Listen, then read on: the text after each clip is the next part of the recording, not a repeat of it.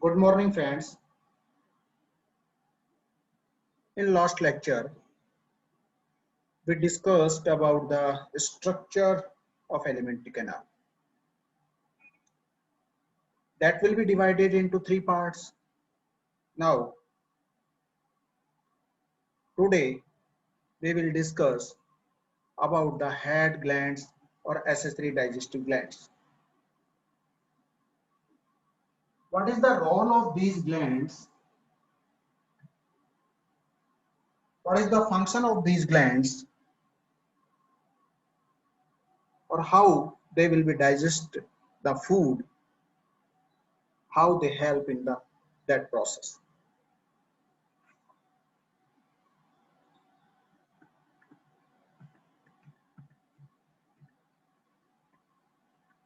These are the head glands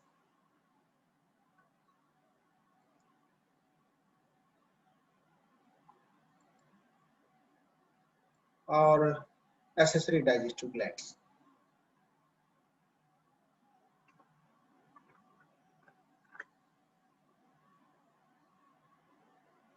Head gland or accessory digestive glands are present in head region. They are associated with the mouth parts. It is not necessary that all the accessory glands are present together. The main function of these glands is lubrication of the mouth parts, but except this, they also perform many other important functions. The accessory digestive glands are as follows. Number one, mandibular gland. This one is the mandibular gland A.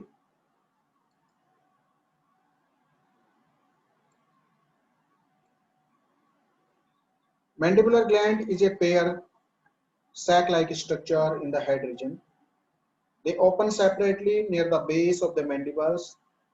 These are found in Aterygotes, Isoptera, Aterygota, Isoptera, Coleoptera, and Hemiptera, and larvae of Lepidoptera. In Apis, these glands are larger in the queen than in the workers and other very small in the drones in queens. They produce the pheromones which concern with colony control. While workers, they produce alarm pheromones. In larvae Lepidoptera, these glands are enormously large but absent in adult Lepidopterans. Second one is the maxillary gland. Maxillary glands are also a paired structure. This one is the secondary maxillary glands. The maxillary glands are also a paired structure and are usually small and open near the base of maxillae. Maxillary glands are found in Protura, Collembola, Heteroptera, and some larval Neuroptera and Hymenoptera. These glands are also concerned with the lubrication of the mouth parts, but in carnivorous Heteroptera, they also produce a toxin which help in killing the prey. Third one is the pharyngeal glands. Pharyngeal glands or the hypopharyngeal glands are found in Hymenoptera and are particularly well developed in workers' honeybees. These glands are vestigial in queen bees and absent in male bees. These are also a paired structure and open separately into the base of hypopharynx. The development of the pharyngeal gland of worker honeybees associated with the growth of the workers. The newly emerged workers have poorly developed pharyngeal glands, but after the 50 days of adult life, these glands are well developed and start to produce brood food, royal jelly, and at this time the workers bees also called as nurse cell, and subsequently these glands retrogress. Fourth one is the labial glands. This one is the labial gland. Labial glands are found in most of the insect, but labial glands are absent in some Coleoptera. Labial glands are also a paired structure and they are extend back into the thorax. These glands work as salivary glands. Labial or salivary glands are of two types: acinus type glands or tubular type of glands. Acinus type glands found in most of the insect, but in Diptera, Lepidoptera, and Phlias, tubular type labial glands are found. In acinus glands, these are two types of cells. There are two types of cells. Number one, central or zymogen cells. Number two, parietal cells. Zymogen cells are large and these cells are responsible for the production of the salivary enzymes. Zymogen cells having much amount of rough endoplasmic reticulum towards. Outside of the zymogen cells, parietal cell help in the transfer of material from hemolymph to zymogen cells to synthesis salivary enzymes. The cells of salivary duct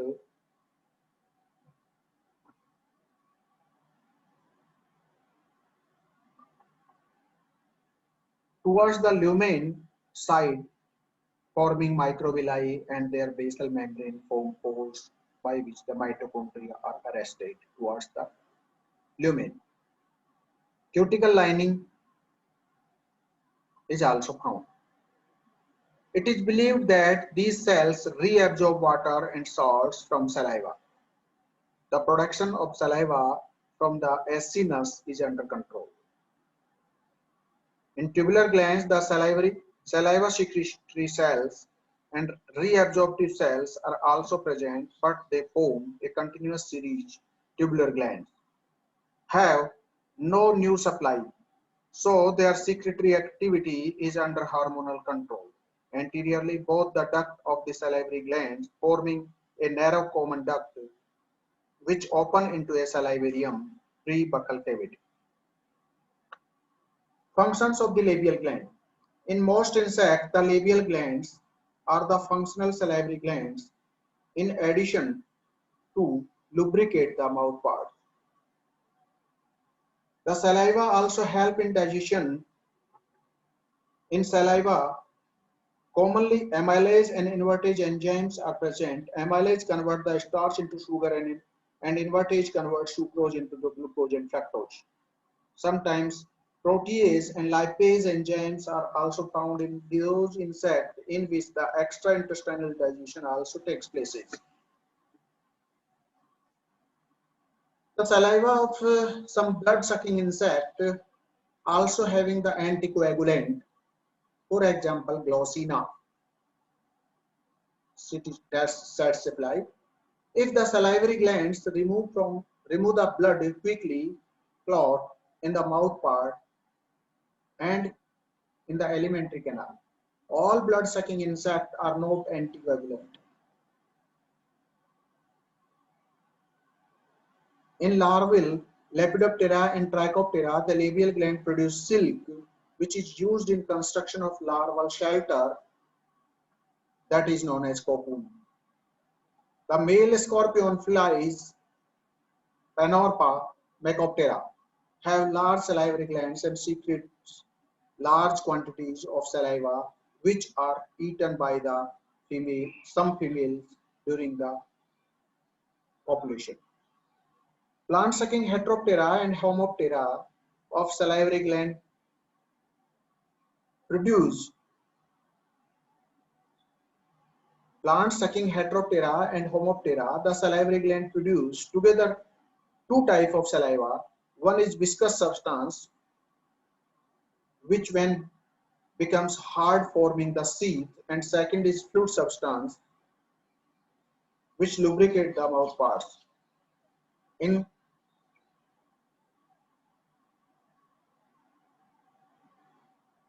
Heteroptera, the sheath material is produced during the penetration of the leaf around the stylet and is called stylet sheath. If the leaf is tough, then the sheath is short and thick, but if the leaf is soft, then the sheath is long and thin.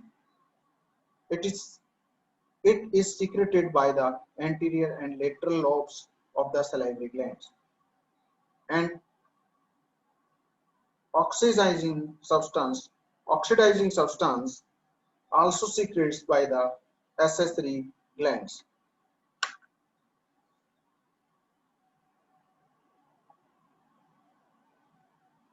The stylet sheath is formed at the time of the withdrawal of stylets, and after the stylets again pushed down and they punch a hole in the bottom of the sheath and then penetrate the leaf surface.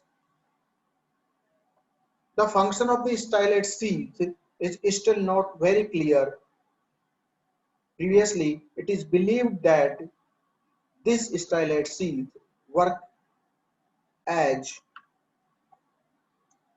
a filter, but it is not correct, and today it is believed that this sheath helps in preventing the loss of plant sap and loss of more fluid saliva. So these are the diagrams of general arrangement of the head glands.